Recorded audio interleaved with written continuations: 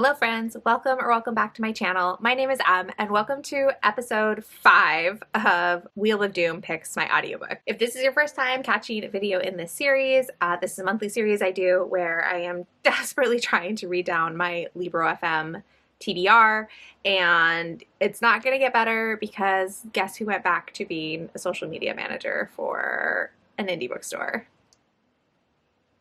It'll be fine. It'll be fine. It'll be fine. Anyways, I spun already because I have no chill and I needed to know what I was going to be picking up later in this week. And I really wanted a short audiobook, but that was not what was chosen for me. So the book that I got was The Infinity Courts by Ikemi Dawn Bowman. And this is YA sci-fi, which I don't read. Hardly ever. I think I can count on one hand how many YA and middle grade sci-fis I read, maybe ever.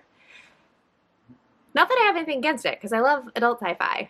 I just don't reach for it in other age categories for whatever reason. But this, so far, how far am I? I'm 14% in.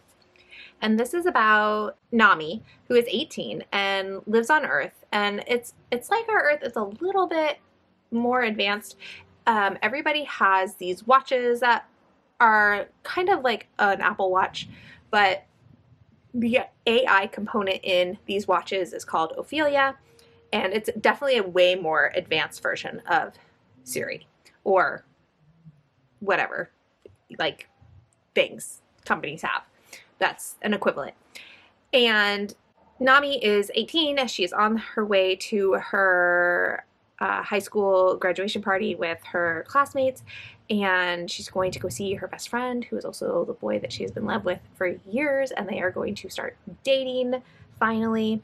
And her friend calls her and is like, hey, can you bring alcohol?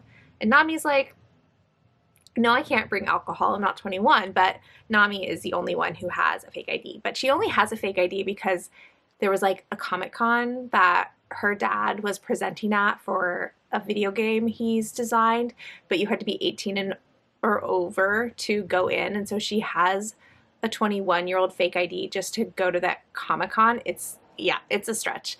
Anyway, so she goes into this drugstore to buy alcohol, and there ends up being a robbery, and she's killed, in chapter 2.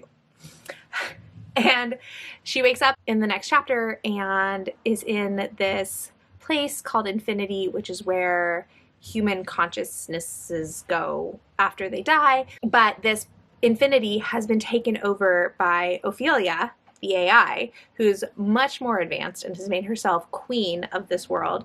And then there's 4 princes who are each in charge of a different court. And I'm not having a good time, is the short story. I'm not having a good time. I don't think the writing, it's not bad writing, but it's not doing anything for me. It's not doing any work. It's just kind of existing. And I feel like that if I keep going, this is just going to be a 3-star. And I do not want that for me. Now, I did very impulsively purchase the ebook because it was on sale for $2.99, and I was hoping maybe if I read physical thing, it would be better. I'm trying to get out of that habit because that is not what I want this series to be. I don't want this to be a series where I'm trying the audiobooks, but I'm also always picking up the physical books, which I do that a lot because I do like to immersive read or tandem read. But I don't want it to be the audiobook's not working for me. Let me try it physically. No. If the audiobook cannot hold on its own, then I shouldn't be reading it. Also, this narrator for this book, she sounds like she's 43, which great. Not when you're narrating an 18-year-old, and it is first person POV. So I can't get behind a 43-year-old narrator. And I would love if we could also figure out narrators for YA books, because they either sound like they're ancient crones. I say that as a 40-year-old, it's fine. Or they have these really high-pitched, breathy voices that I also hate. So I need some common ground. We need to meet in the middle somewhere. I need you to not sound old, but also don't sound like you're infantilizing the main character. Okay? Okay, that'd be great. Now, I am going to keep the ebook because I actually think that my oldest would really like this book because she really likes sci-fi. And honestly, 2 of the middle grade sci-fis I've read in the last 5 years have been favorites of hers that I've read because she asked me to. So I'll probably give it to her to read. And hopefully she will love it. But it's just not for me. So we get to spin again. It's basically what I'm saying. I am going to, so sorry, delete it and archive it, and then I don't have to look at it anymore. And my children are watching Moana in the other room. Can you hear that? I hope not. Oh, hi. Also, we are starting this episode with 292 audiobooks. No, I haven't made progress. Hardly at all. It's devastating, and I don't know what to do about it. But we're gonna keep going because it's fine. It's fine. All right, so what I'm really hoping for is that I get something shorter. I would not mind a middle grade, actually. I haven't read a middle grade in a little bit, and I feel like a middle grade would be great. Okay, we got 148. Kat, if you... Whoa. She needed the chair to get up to the window. Okay, 148. Out of character. Oh, this is a romance. I mean, that's fine. I've actually been kind of loving contemporary romance lately, but not all the time. Just because I'm liking a couple doesn't mean I want it every day of the week. Okay, so if I remember correctly, I think Out of Character is a gay romance. I think it's 2 men. Yep, it's by Annabeth Albert, who I have not read before, but I have seen around. And see, it says Jasper is tired of being everyone's favorite sidekick. He wants to become the hero of his own life. He agrees to help out Milo Leonetti, his former best friend turned king of the jock. High school was miserable enough, thanks, and Jasper has no interest in dredging up painful memories of his old secret crush. Oh no. But Milo's got nowhere else to go. His life is spiraling out of control, and he's looking to turn things back around. Step 1, replace the rare Odyssey cards he lost in an idiotic bet. Okay. Step 2, tell his ex-best friend exactly how he feels, how he's always felt. Jasper may be reluctant to reopen old wounds, but he never could resist Milo. There's a catch, though. Of course there is. If Milo wants his help, he's going to have to pitch in to make the upcoming Children's Hospital charity ball the best ever. But as the 2 don cosplay for the kids and hunt for rare cards, nostalgia for their lost friendship may turn into something even more lasting. I don't know if I am going to like this. I'm going to reserve judgment. This is also book 2 in a series. Not that I care, because I think it's a standard romance novel series where it doesn't really matter if you read them out of order or not. Holy crap. Annabeth Albert, you have written a ton of books. Oh yes, okay, so conventionally yours is the first one. I do recognize this one. Oh, it's interesting. It's got the same narrators. Okay, I also kind of hate that when you have a romance series and, you know, it's a standard romance novel series, so each book is a different couple, but they use the same narrators for every single book. It's like, no, it's different characters. I need different voices. I can't. It makes it too confusing, and I have such a hard time letting go of the previous couple if the same couple is voiced by the same actors. All right, this clip is so long. Hi, welcome to this video. We're already off to a chaotic start, but I've been too nice in previous episodes and not DNFing because I feel bad for DNFing. No, I'm gonna be ruthless in this one. Ruthless. Okay, hi, welcome to the video. What is wrong with me? I don't like this one either. I'm 8% this time. And okay, I don't know which narrator it is, but whoever is doing, I already forgot these guys' names. Whoever is doing Jasper's POV has the most melodramatic way of reading the lines. Not just the dialogue, the narration as well. And I don't even know how to describe it. I'm gonna play it on like a regular speed, but just remember, I don't listen on a regular speed. Chapter 5. Jasper. It's gotta be here somewhere. I pulled my coat tighter around myself as I dug through boxes. My parents' detached garage was freezing. How am I supposed to listen to that and take anything in this book seriously? I also think the setup is pretty flimsy. So Milo comes to the comic shop where Jasper works because Milo's brother, who I've forgotten his name, but Milo's brother is in some branch of the armed forces and is currently overseas. But before he was deployed, he had gotten into this card game called Odyssey, which sounds a little bit like D&D in card form. And there are a few cards in the Odyssey deck that are super rare. And while he is overseas, Milo takes the cards over to play at somebody else's house, and he somehow, this guy basically steals the cards from him. And so Milo's freaked out because he doesn't want to let his brother know that he lost these super rare cards, and like doesn't want to lose his brother's trust, and begs Jasper to help him find replacement cards. But of course, because they're super rare, they're also super expensive. And Jasper agrees, but only if Milo will agree to cosplay as one of the characters from the Odyssey deck in this group that Jasper is a part of that goes to the children's hospital. So I don't know. I don't know about the setup. These two also, I think this is actually a new adult romance because both these guys are 21 and they do read like they're 21. And I don't know if I can hang. I think part of the problem is also I don't know what I'm in the mood to read. And I've been mood reading so strongly this month that I don't know if doing the spinning wheel is going to be as effective as it can be. And I'm wondering if there's like a better way to tackle my Libro FM TBR, you know? Because I just don't know if this method is going to continue to work for me, especially if I continue to be in a serious mood reading phase rather than a organized phase. Okay, here's what we're going to do.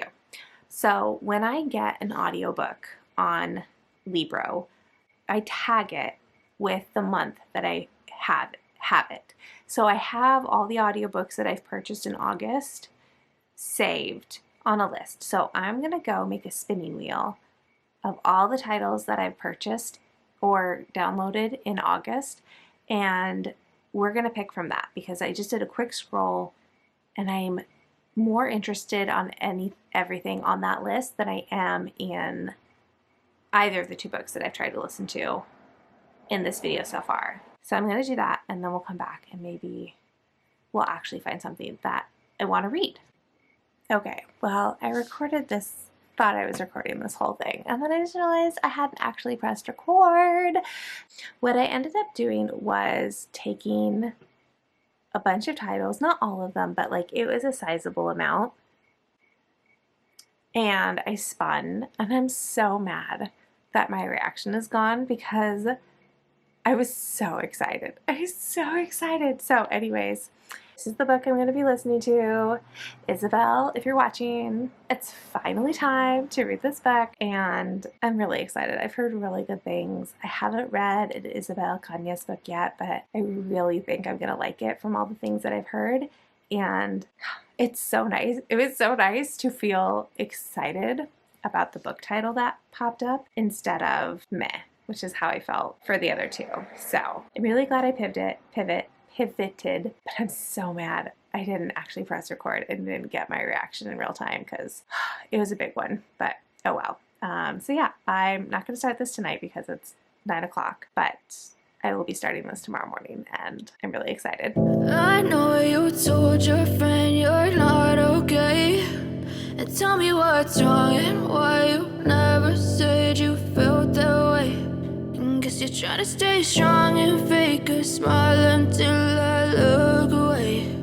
But I've known you too long, it hurts to watch your blue eyes fade. Hello everybody, I have some quick updates, and then I have some quick life things to tell you, and then I have a book update, which is exciting. First update, I got a new tattoo last weekend, and then today I finally got to take the second skin off, and I love how it looks. I still have some residue from the second skin, but that will come off slowly. So it's very exciting. It's also the first time I've gotten a tattoo and then had second skin as my aftercare approach, and I have to say I was a big fan, so that was fun. I'm probably gonna get another one like at the beginning of next year, which is also very exciting. Second thing is I actually bought some big girl clothes. So normally, because of my job and being a recreational instructor and teaching gymnastics and dance, I am in workout clothes 90% of the time. And I have a bunch of clothes in my closet for my days of working at a school and then also working at the bookstore, of like my more grown-up clothes. But one of the things I need to do in this vlog or in this next week is I really need to go through my closet and I need to like try on everything and get rid of the stuff that I haven't worn in a really long time or no longer is comfy on my body. So that's coming. But in the meantime, I ordered some stuff from American Eagle and it arrived today and I'm obsessed with all of it. So I bought myself jeans, and I haven't bought myself jeans from a non-Marshalls TJ Maxx store in forever.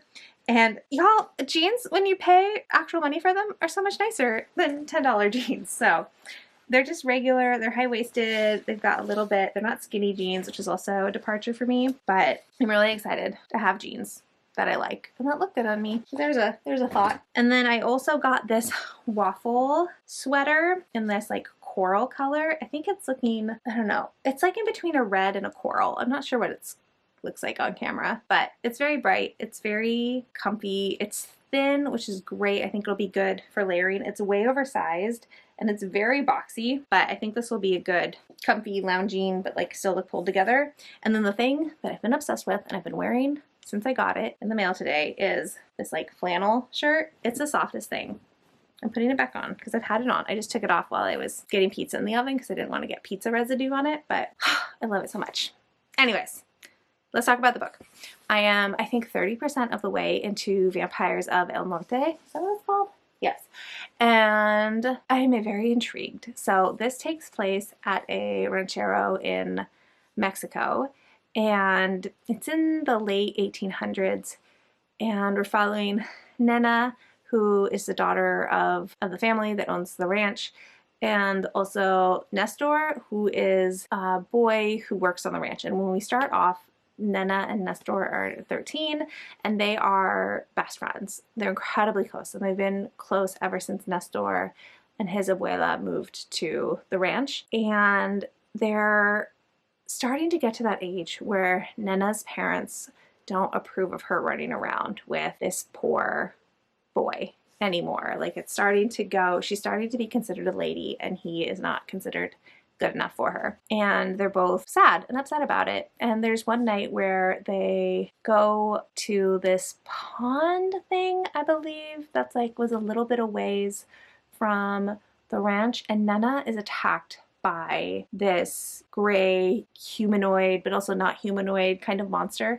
And the monster bites Nena on the neck and she dies. And Nestor carries her body back to the house, and he is devastated that his best friend has died, and he doesn't know how he can possibly face her parents, and because he blames himself and it's his fault because it was his idea to go and he didn't protect her. And so he runs away from the ranch and from his abuela and from everybody that he's friends with. Everybody knows that he just leaves. And then we jump ahead 9 years, and there are circumstances that call Nestor back to the ranch. But when he gets there, he sees that Nena, in fact, is very much alive, and he doesn't understand because she was very most definitely dead when he carried her back to the ranch. And there's a really like delicious sort of tension and unease to the book so far. I really love the atmosphere. I'm not like super connected to any of the characters yet, but I'm interested to see where this goes, how Nena and Nestor reconcile their different conceptions of what happened in the past, because I don't think Nena knows she died, if I'm being honest. At 30% of the book, I don't think she knows. And I don't think anybody else on the ranch knows. I think Nestor is the only one. So I'm very interested in like this mystery and like what exactly happened and where it's going to go from there. I love Isabel Cañas' writing style. It's so pretty, and I'm vibing. I'm vibing with this book a lot. I'm also brainstorming how I'm going to, oh, that's my pizza. So I have to go get that. But I'm brainstorming on how I'm going to like reconfigure this project to make it more sustainable for me. I heard it. I'll be there in a minute to make this series work for me for the rest of the year. I don't want to change the name, but I don't know if the spinning wheel is going to work for me going forward, but we'll chat about that more later. For now, I have to go eat dinner. But I've known you too long, it hurts to watch your blue eyes fade to gray as you fade away, as you fade away. Oh, we got interesting lighting stuff going on this evening. I have 4 chapters left in Vampires of El Norte. Should I have updated you earlier? Probably. However, I didn't have a lot of thoughts. I was just going along for the ride. I have not loved this as much as I thought I was going to, as much as I hoped I was going to. Part of the problem is that I don't really like Nena. Sorry to say. I think she's spoiled and impulsive in a way that I don't like. There are times where I really love impulsive characters, and there are times where they drive me batty, and this is one of the times where it is kind of driving me batty, and I think Nestor could do better. And look, it's not often that I think the hero in a romance can do better. Usually it's the opposite. Usually I think the heroine can do better. But in this one, I think Nestor can do better. I don't think Nena's good enough for him, basically. Really. And I'm having a hard time buying the romance. And in a book that is, while it is not strictly a romance novel, it has a very strong romantic subplot, or romantic B-plot, romantic and a half plot. It's not the main plot, but it kind of is the main plot. Like, I would not hesitate to hand this book to a romance reader. Now, we'll see. Like I said, I have 4 chapters until the end, so if this does not end in an HEA, then never mind. But, like, the way it's going right now, if it has a happily ever after, I would consider this a romance novel first and gothic horror second. And I'm wondering if maybe I don't like horror romances or maybe just this one. I find myself either wanting more horror, more about the vampires, or I want more romance. I wouldn't say the horror aspects and the romance aspects are interwoven very well. I feel like we have sections of the books where we're really focused on the horror elements, and then we have next section we're really focused on the romance between these 2 characters, and then the next section we're back to the horror, and then it's the romance, and then so it's like they don't interweave in the way I would want them to. They're kept very separate from each other. And I'm getting to the climactic whatever is going to happen bit, and I knew I wasn't going to have a chance to update you tonight, and so I wanted to make sure I did it. I did it now while this is still fresh in my mind. I will give you an update tomorrow once I finished it, but tomorrow is incredibly busy, and I just don't know when I will have the time to talk to a camera tomorrow because tomorrow is the first day of school. I have to work. I'm also getting my hair cut, and I just do not anticipate very many quiet moments tomorrow, so I thought I should probably get it in now. And also, a thing just happened where Nena didn't do a thing she really should have done, and it made me dislike her even more. I won't say what it was because I don't want any spoilers, but I think I also need to give you all a better plot update because I think I just did the intro the last time I talked to you. So yeah, I'll go do that tomorrow as well. But I just to say, I'm not loving it, which is a bummer. It was feeling like a 4, and then Nena pissed me off, and so now it's like a 3.5. So we'll see how it ends. But I'm gonna go finish the book, and then I will spin for another book, but I don't know if I'll be able to record the spinning, like my reaction to the spinning. So you may get a I have no chill, and so I did it already kind of moment. But I'm just so bummed I'm not loving it. Okay, I finished it. It did redeem itself. I'm going to give it 4 stars. After what happened at the beginning, which I think I told you about, the author's note at the end was really interesting, and she was saying how she set this book at a time when Texas and Mexico had a very iffy border situation, as in like the border kept moving, in where Mexico like started and where Texas ended. And there was a big problem with white people coming farther into Mexico and trying to take, or coming farther south into Texas. I'm not really sure like which one was which, but like in trying to take. Thank you. I want to steal. That's exactly what? And so Ain't that just go away.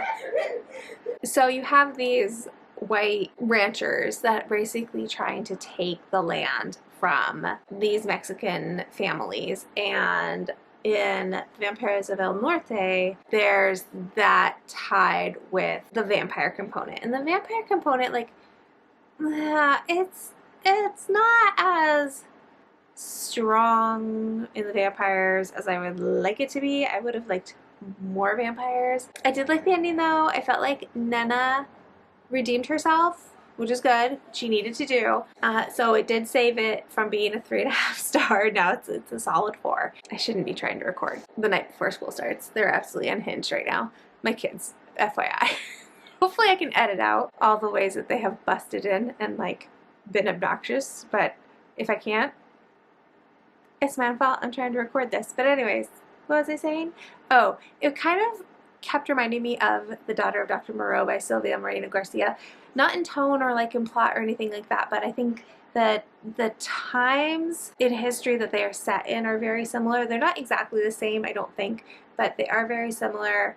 They're dealing with similar problems. I think they are both barely the speculative genre that they both slid into. Like, The Daughter of Dr. Moreau is classified as sci-fi, and I would say it's barely sci-fi, and same with this one. It could be fantasy, but maybe like barely fantasy. Actually, I think it's probably barely horror. Those are my thoughts. I'm gonna spin again for my next book. I'll show you what that is, and then I'm gonna stop trying to record anything because my children are crazy.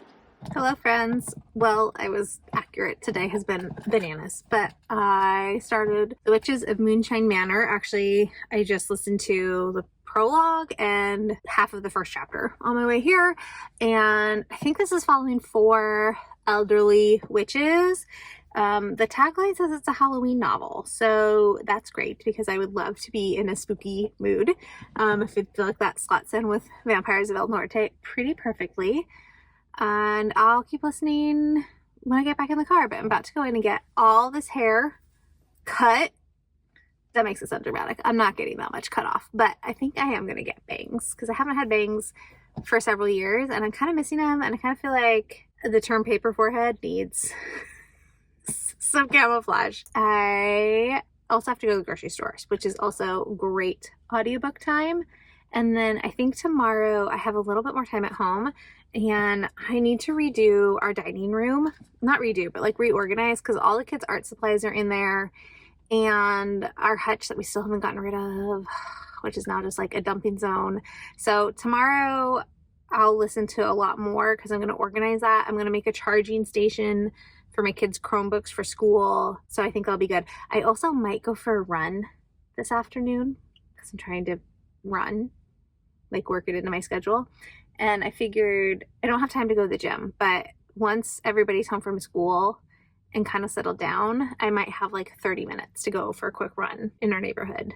So yeah, that's kind of the plan. I don't remember who the narrator is, so I'll have to look her up, but whoever is narrating this audiobook, I've listened to her narrate books before and I really like her. I can't remember what the books are, but I recognized her voice almost as soon as she started talking. So all right, that's enough rambling. I gotta go in for my haircut appointment, so I will see you later. Hi all. I'm 12% into The Witches of Moonshine Manor, and I hate it so much. So this is about 4 sisters, and they're each witches, and they're each a different type of witch. Like, one is like a nature witch, another is a sex witch. Can't remember what the other 2 are, but they are very much stereotypical of whatever their magic is, and that's fine, but I don't know. It's very much the stereotype. There's not a whole lot of creativity into their characters so far, and the way the author is writing about these women's bodies so far feels a little bit like a man wrote it. Like, there was a weird thing about how one of the witches bent over her cauldron, but because she wasn't wearing a bra, like her boobs swung down to cradle the cauldron, and it was just weird. And then there was like a spell, and I forget what the spell was about, but they were talking about a bush, you know, like pubic hair, and at one point there was a sentence like tinsel for your pubic hair, and I was just, or tinsel for your cooch or something. Anyways, it was just, I don't like it. It's weird. There's an anti-patriarchy theme, which, yeah, cool, I love that, but it's like hammering me over the head with it, and I hate it. Just hate everything. I hate everything about it, and I can't keep the 4 sisters straight. Like, even though there's only 4 of them, like, I just can't keep straight of who is who. So yeah, I had DNF'd already. I spun again. I recorded it. This is the one I got. I'm a little nervous though, because like this one is YA fantasy, and in the like first line of the synopsis, it's one of those twin books where the older twin is the chosen one who's going to save everyone, and then the second twin is the like forgotten twin who has to be kept a secret and must like sacrifice her life for her sister. And I have DNF'd a book with that plot point already this month, so I don't have high hopes for this next one, and I'm feeling a little bit like maybe this episode of Wheel of Doom is cursed. I'm gonna give this, I forget what it's called, Liar's Crown. I'm gonna give it a shot. I'm gonna give it a chance. Maybe I will end up loving it and it will be better than the other one that I DNF'd, but I just don't know. Anyways, here's my haircut. I like it a lot. I feel like my sister and I are gonna maybe look like twins now because she also has bangs. And I think the way my hairstylist cut my bangs is pretty similar to how my sister's bangs are cut, but that's fine. I love my sister. I have no problem looking like my sister. I'm gonna go pick up my youngest from school. Fingers crossed they had a good day and that everyone is happy. All right, good news. I'm 10% into the Liar's Crown and I'm liking it. Thank goodness. So this takes place in a desert kingdom where every other queen gives birth to twins. And the second twin is raised in secret and is basically trained to be the first twin's body double to protect her. So Marin, our main character, is the second twin, and in the prologue we get the birth of the twins and the queen's decision to, like, the current, because the woman giving birth is the princess, so married to the queen's son.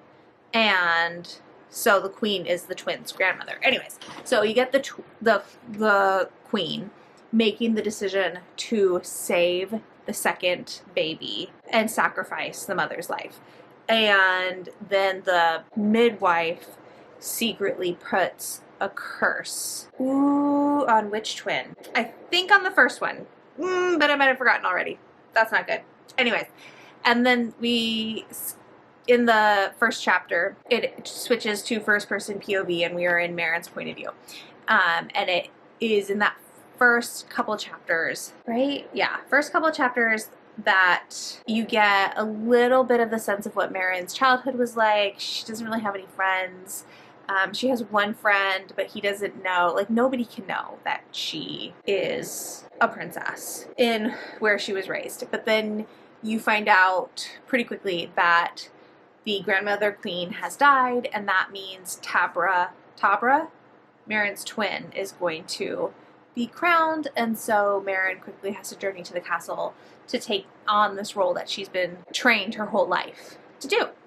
And so that's where I am. She's just gotten to the palace, she's talking to her sister, they've gotten this message from another king, and this king has, let me make sure that this is in the synopsis before I say this. Okay.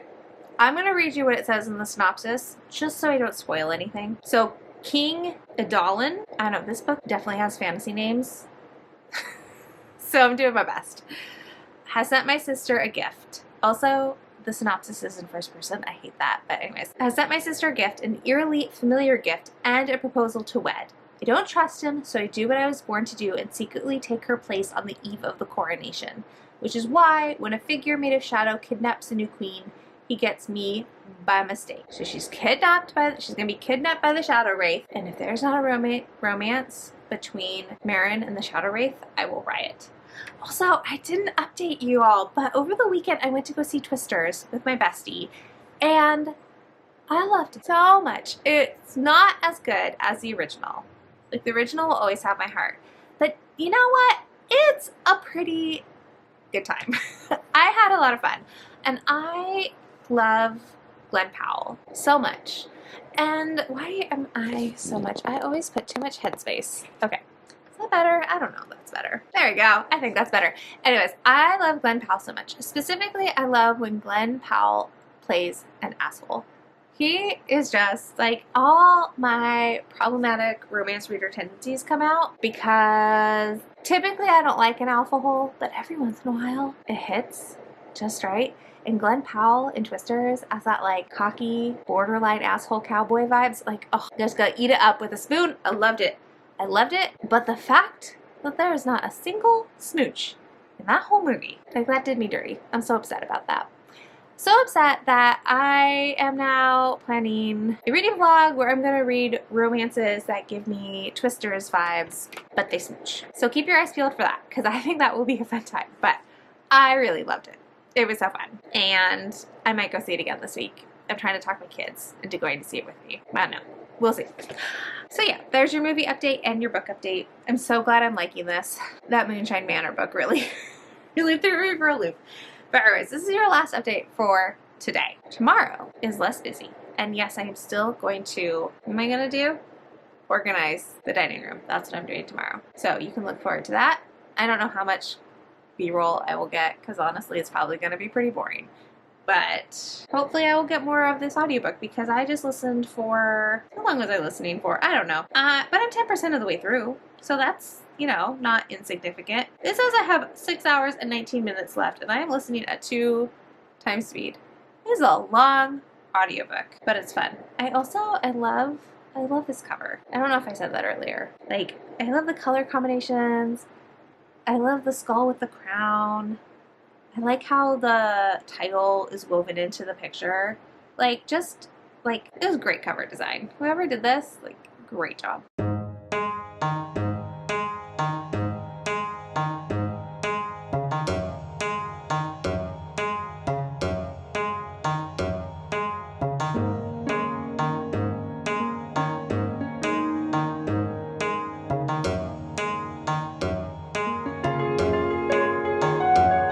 Good morning, friends. It's Wednesday. It's also hopefully the last day of this vlog. I'm really hoping I can finish The Liar's Knot today. I'm 65% of the way in, and I have 2.5 hours-ish left on the audiobook. But today is also my youngest's birthday. They are 9.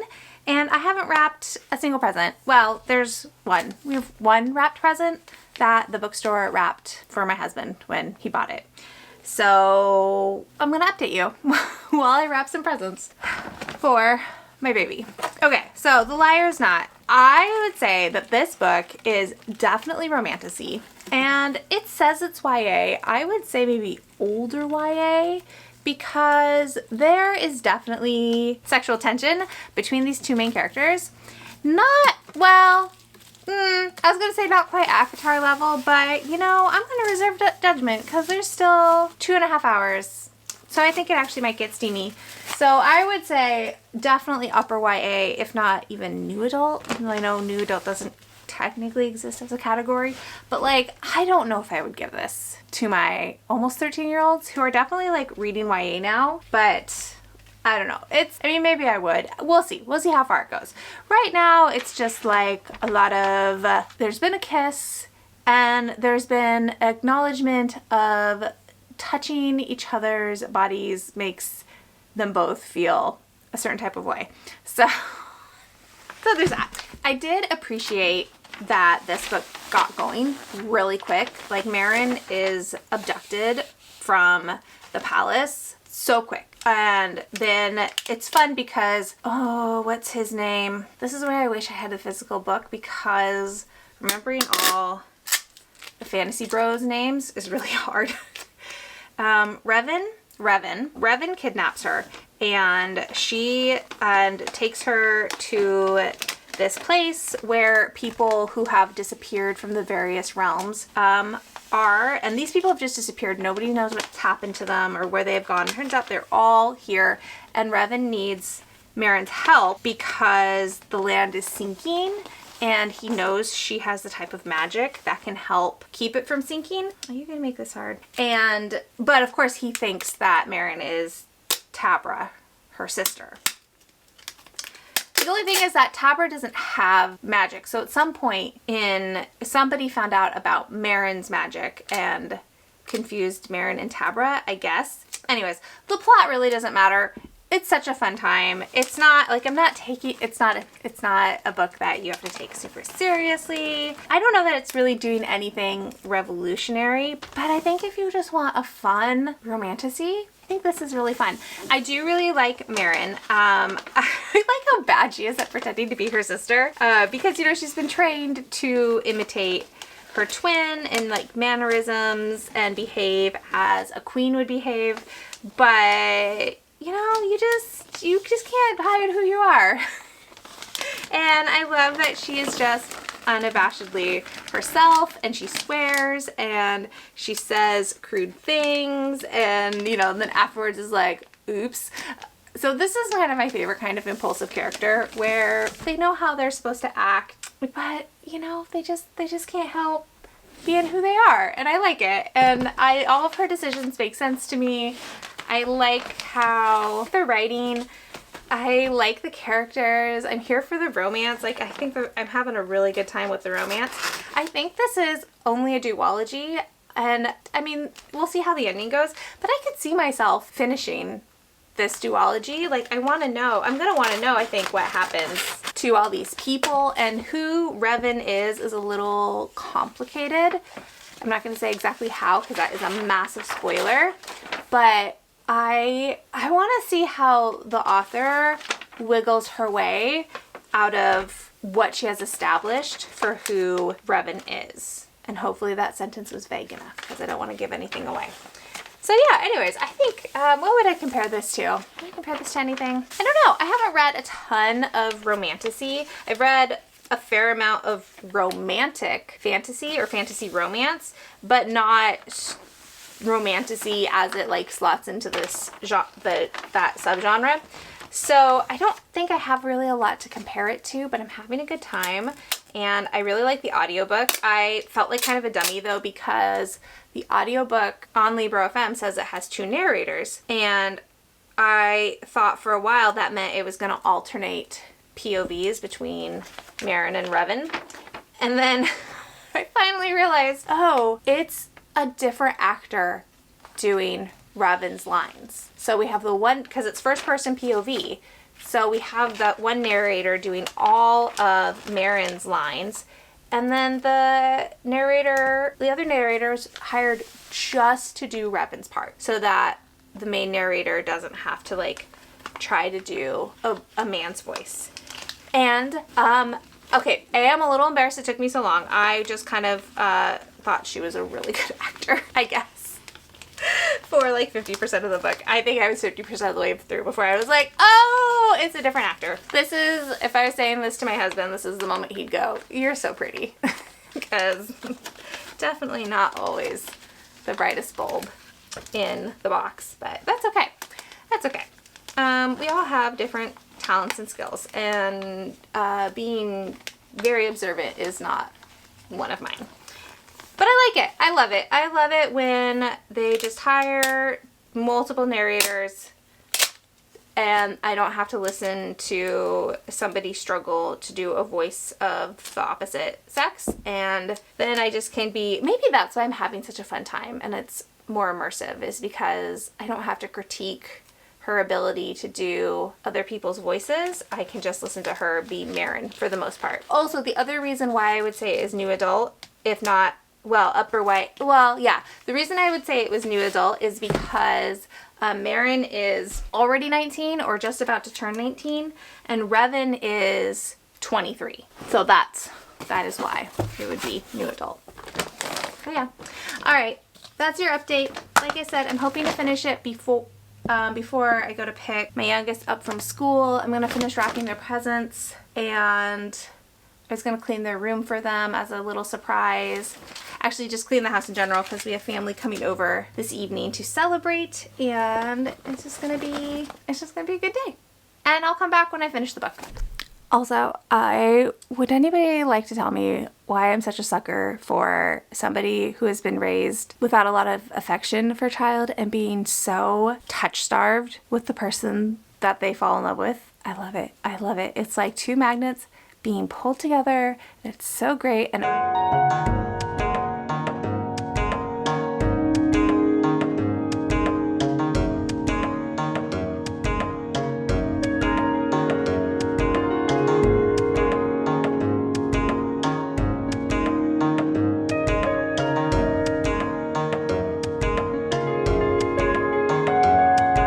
friends, I finished The Liar's Crown by Abigail Owen, and also excuse the echoey room. I liked it so much. I'm giving it, I think, a 4.5 stars. I had so much fun with it.